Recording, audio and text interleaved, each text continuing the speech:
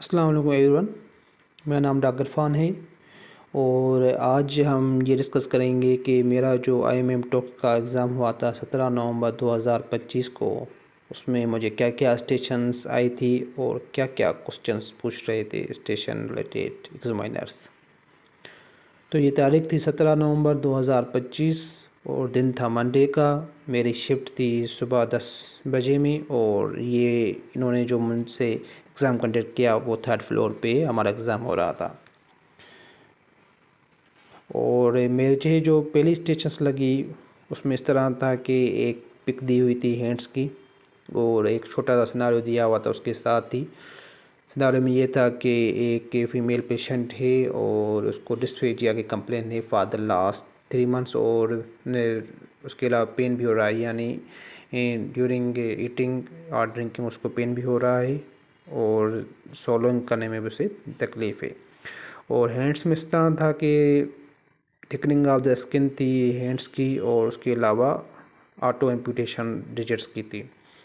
तो मैंने एग्जामिनर को बता दिया कि सर ये तो स्क्लेरोडर्मा है। तो उसने कहा ठीक है, अभी आप इसकी इन्वेस्टिगेशंस कौन सी कराएंगे। मैंने उसे बताया कि सर मैं इसकी सीबीसी कराऊंगा, एएनए कराऊंगा, ईएनए कराऊंगा, प्रोफाइल और एक्स-रे कराऊंगा हैंड्स का। और तो ये मैंने उसे जो है मेन जॉब इन्वेस्टिगेशन से मैंने उसे बता दी।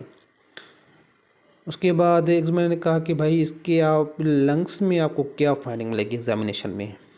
तो एक्चुअली ये पॉइंट मुझसे वहाँ मिस हो गई, लेकिन जो है लंग्स में इस तरह होता है कि ये पेशेंट्स जो है आईएलडी डेवलप करते हैं तो उसमें क्रेपिटेशन मिल सकते हैं। उसके बाद एग्जामिनर ने मुझसे पूछा कि भाई आप कौन सी 5 ड्रग्स इस पेशेंट्स में दोगे, इस जो है स्क्लेरोडर्मा वाला पेशेंट है इसमें आप कौन सी 5 ड्रग्स दोगे। तो मैंने उसे बता दिया कि सर मैं कैल्शियम चैनल ब्लॉकर्स दूंगा। तो उसने कहा कौन से कैल्शियम चैनल ब्लॉकर्स। तो मैंने कहा सर नाइफेडिपिन, उसके अलावा एस इनहिबिटर्स हम इसमें लोगों में देते हैं इन पेशेंट्स में, और उसके अलावा जो है फॉस्फोडाइस्ट्रेस 5 इनहिबिटर्स होते हैं सिल्डेनाफिल देते हैं। और मैंने इसे 4th ड्रग प्रोस्टासाइक्लिन भी बताई थी। तो 5th ड्रग मुझे नहीं आई थी। तो ये स्टेशन मेरी थी फर्स्ट स्टेशन स्क्लेरोडर्मा की। उसके बाद नंबर 2 स्टेशन जो मेरी थी वो थी साइनोप्सिस रिलेटेड। अब साइनोप्सिस रिलेटेड स्टेशन में इस तरह है कि अगर आप 2 इयर्स में हैं तो आपको साइनोप्सिस नहीं लेके जानी, अगर आप 4 इयर्स वाले हैं तो आपको अपने साथ साइनोप्सिस लेके जानी है। तो वहाँ पे मैंने उसको एग्जामिनर को साइनोप्सिस दी अपनी, उसने टॉपिक पूछी मुझसे कौन सी टॉपिक है, मैंने उसे बता दी। उसके बाद उसने जो मुझसे क्वेश्चंस पूछे वो ये थे कि भाई what is the research, what are the types of the research, what are the types of the studies, what is hypothesis, what is null hypothesis, और व्हाट आर द वेरिएबल्स, हम वेरिएबल्स किसको कहते हैं। तो ये एक्चुअली जो है ख़ास करके यानी जो हमारी मेन टॉपिक्स होते हैं कम्युनिटी मेडिसिन की, तो ये वहाँ से पूछ रहे थे। ये मेरी नंबर 2 स्टेशन थी। उसके बाद मेरी नंबर 3 स्टेशन जो थी वो एग्ज़ामिनेशन की स्टेशन थी और उसमें इस तरह था कि यानी कमांड ये थी कि to the abdominal examination of the patient with relevant. तो इन्होंने डीसीएलडी का पेशेंट रखा था और उसमें जो पॉजिटिव फाइंडिंग्स थी वो ये थी कि पेशेंट को स्प्लेनोमेगाली थी, शिफ्टिंग डलनेस पॉजिटिव थी और रिलेवेंट में पेशेंट को जो है वो जॉन्डिस मिल रहा था।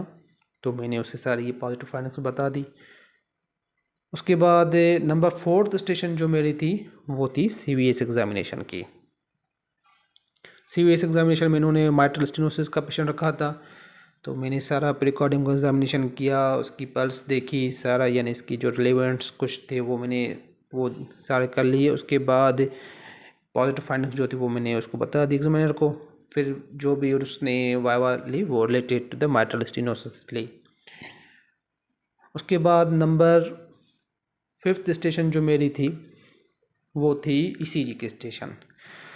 तो मैं वहाँ पे जाके जैसे ही बैठा तो एग्जामिनर ने मुझे कहा कि भाई ये ईसीजी देखो, इसको पढ़ो और मुझे इसमें 5 फाइंडिंग्स बताओ तुम।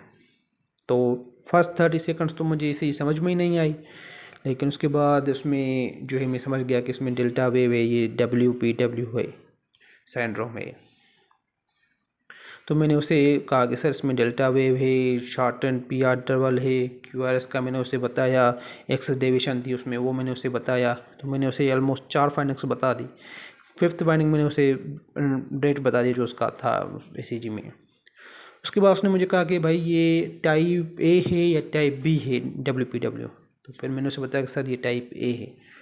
उसके बाद उसने पूछा इसमें आप कौन से ड्रग्स दोगे, कैसे इसको मैनेज करोगे, इसका डेफिनेटिव जो है वो क्या है ट्रीटमेंट। तो वो मैंने इसको बता दिया कि सर इसको रेडियो फ्रीक्वेंसी एब्लेशंस का डेफिनेटिव ट्रीटमेंट है। तो ये मेरी थी number 5th station WPW syndrome की। नंबर 6th मेरी जो स्टेशन थी वो थी CNS एग्जामिनेशन की, और उसमें कमांड ये थी कि डू द अपर लिंग examination of the patients with relevant.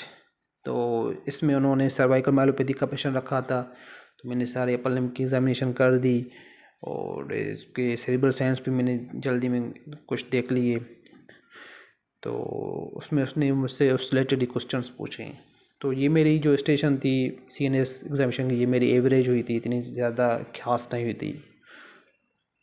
उसके बाद जो मेरी स्टेशन थी वो थी number 7 station CT scan brain.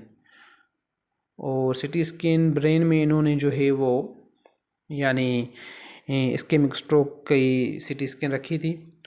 तो सारी मैंने उसको फाइंडिंग्स बता दी कि सर इसमें हाइपोडेंस एरिया है, और उसमें जो था वो यानी पेराइटल एरिया पे था। तो उसने कहा कि कौन सी आर्टरी गई है, मैंने को बताया सर इसमें MCA की टेरिटरी गई है। उसके बाद सारा यानी कि आप इसको किस तरह मैनेज करोगे, और उसके अलावा थ्रोम्बोलाइसिस के क्या इंडिकेशन से कंट्राइंडिकेशंस क्या हैं, ये सारा उसने जो है मुझसे इस स्टेशन में CT स्कैन ब्रेन वाले स्टेशन में पूछ लिया। 8 नंबर स्टेशन जो मेरी थी वो थी कि हिस्ट्री लेनी थी। एक पेशेंट उन्होंने बिठाया था, चेस्ट पेन की हिस्ट्री लेनी थी। तो उसमें मैंने उसे सारी चेस्ट पेन की हिस्ट्री ली, और उसमें इस तरह था कि यानी ये पेशेंट है एक दिन से चेस्ट पेन की हिस्ट्री से प्रेजेंट हुआ, यंग पेशेंट है, ऑलमोस्ट 22-23 ईयर्स उसकी एज थी। तो चेस्ट पेन की हिस्ट्री मैंने उसे सारा पूछ लिया। पल्मोनरी एम्बोलिज्म मैंने उसमें रूल आउट कर दी। उसके अलावा एपिगेस्ट्रिक पेन का सारा था वो मैंने उससे रूल आउट कर दिया। MI का रूल आउट कर दिया। सारा मैंने उससे पूछा कि भैया आप कोई नशा वगैरह तो नहीं करते, शराब वगैरह तो नहीं पीते, कोई अभी हाल ही में कोई लंबा हवाई जहाज़ का सफ़र किया हो, या उसके अलावा कोई ड्रग्स वगैरह तो नहीं खाते, कोई पेन किलर्स वगैरह तो काफ़ी लंबे अरसे से नहीं खाते। तो ये सारा मैंने उससे चेस्ट पेन के रिलेटेड पूछ लिया। उसके बाद जो मेरी स्टेशन थी वो थी HCV काउंसलिंग की। एक पेशेंट है वो HCV पॉजिटिव आ गया है, और उसकी 1 मंथ बाद शादी है, तो आप उसको किस तरह यानी काउंसल करोगे। फिर मैंने उसे वो सारी वो काउंसलिंग की जो भी थी, यानी कि यही कि भाई अभी आप जो है यानी थोड़ा एहतियात करोगे, आप ब्लड किसी को नहीं दे सकते, डोनेट नहीं कर सकते, और उसके अलावा अभी आप जो है वो प्रोटेक्टिव मेजर्स लेंगे अगर आपकी शादी हो जाती है तो उसके बाद सेक्स के लिए। और लास्ट में एक उन्होंने मुझसे पूछा कि भाई अगर इसके पास ऑप्शन हो कि ये अपनी शादी कुछ महीनों के लिए डिले कर सकता है तो क्या ये करे। तो मैंने कहा जी सर बिल्कुल ये करे अगर इसके पास ऑप्शन है तो। उसके बाद जो स्टेशन थी वो थी ABGs की। उन्होंने उसमें इस तरह था कि वो पेशेंट है उसकी pH भी कम है, बायकार भी कम है, तो यानी ये उन्होंने रखी थी मेटाबॉलिक एसिडोसिस की स्टेशन उन्होंने रखी थी, ABGs थी। और फिर उसमें इस तरह था कि जोइनर ने मुझसे पूछा कि चलो ठीक है भाई इसको मेटाबॉलिक एसिडोसिस से पेशेंट को, अब इसकी इनाइन गैप जो है वो आपका कैलकुलेट करो। तो उस पेशेंट की इनाइन गैप जो थी वो 16 थी। उसके बाद जोइनर ने मुझे कहा कि भाई कोई भी 5 जो है वो काजेज बताओ मेटाबॉलिक एसिडोसिस के विद इंक्रीज्ड इनाइन गैप। तो मैंने उसे बता दिया। फिर कहा कोई भी 5 काजेज बताओ विद नॉर्मल इनाइन गैप लेकिन मेटाबॉलिक एसिडोसिस हो। फिर वो मैंने उसको एग्जामिनर को बता दिए। उसके बाद नंबर 11 स्टेशन जो थी वो अगेन एक सिनारियो था। एक पेशेंट है 60 ईयर्स ओल्ड है, और उसके अलावा वो इमरजेंसी में प्रेजेंट हुआ है, हाइपोटेंसिव है, और उसका जो है वो ग्लूकोज जो है वो ऑलमोस्ट 500 था। तो ये जो है एच का था, यानी हाइपरऑस्मोलर हाइपोग्लाइसेमिक स्टेट का ये उन्होंने रखा था, होंक जिसे हम पहले कहते थे उसका। फिर मैंने उसे सारी मैनेजमेंट बता दी, जो भी IV फ्लूइड्स देते हैं तो सारा मैंने उसे बता दिया एग्जामिनर को। फिर उन्होंने रखी थी नंबर 12 स्टेशन, वो थी कि एक पेशेंट है HIV पॉजिटिव है, उसका CD4 काउंट 64 है और उसने alter level of consciousness develop की है फॉर 2 डेज़ और आपके यहाँ प्रेजेंट हुआ है, तो अभी आपकी DDs इसमें क्या क्या होगी। तो मैंने उसे कहा कि सर इसमें हम DDs में जो रखेंगे वो लिम्फोमा रखेंगे, ट्यूबरक्यूलोमा रखेंगे और उसके अलावा फंगल इन्फेक्शन हो सकता है और मेनिंजाइटिस हो सकता है। लास्ट में नंबर 5 मैंने उसे वायरल एंसेफेलाइटिस बता दिया। उसके बाद यही था कि इसमें आप इन्वेस्टिगेशंस कौन से कराओगे और कौन कौन से इन्वेस्टिगेशंस में कराओगे और किस तरह इसको मैनेज करोगे। और उसके बाद नंबर 13 स्टेशन जो थी वो ये थी कि एक फ़ीमेल है, वेजिटेरियन है और उसको जो है यानी वो नमनेस वगैरह उसको डेवलप हुई है और उसने जब CBC कराई है तो उसकी MCV वो बढ़ी हुई थी, उसकी हीमोग्लोबिन 8 है और उसके प्लेटलेट्स भी कम थे और WBC भी उसके उन्होंने जो है वो 3000 दिए हुए थे। तो उसने कहा मैंने कि भाई इसमें कौन सी आपकी क्या डायग्नोसिस बनती है। तो मैंने उसे बता दिया कि सर इसमें जो है ये पेनसाइटोपिनिया है पेशेंट को, secondary to vitamin B12 deficiency. फिर उसने कहा कि भाई इन्वेस्टिगेशन बताओ, तो इन्वेस्टिगेशन वही सेम CBC इसमें कराएंगे, विटामिन B12 की लेवल कराएंगे, इंट्रिंसिक फैक्टर की एंटीबॉडीज़ कराएंगे। तो ये जो मेन होते हैं इसमें इन्वेस्टिगेशन विटामिन B12 में वो हम करा देंगे।